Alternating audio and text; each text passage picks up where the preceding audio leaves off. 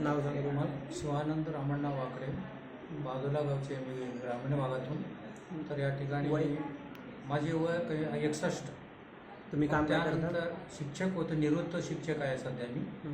मग मला बऱ्याच प्रकारे कमरेला त्रास असल्यामुळं 2-4 ठिकाणी दाखवलं आहे.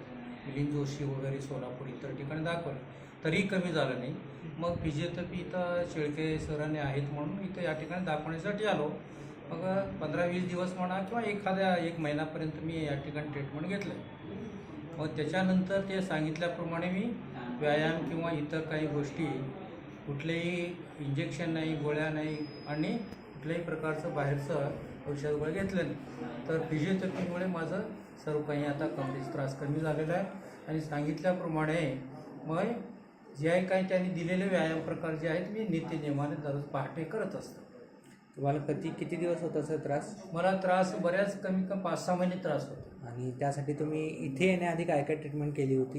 इथे येण्याआधी मग बऱ्याच गोळ्या हे ते सर्व काही प्रकार झाले, बऱ्याच 2-3 दवाखाने वगैरे, परंतु मला ते का पटलं नाही. परंतु इथे फिजिओथेरपीमध्ये येऊन बरं वाटलं आणि ते ट्रीटमेंट व्यवस्थित घेऊन व्यवस्थित प्रकार वगैरे करून माझं आता कमीत कमी 6 महिने झाले आता कमी होऊन.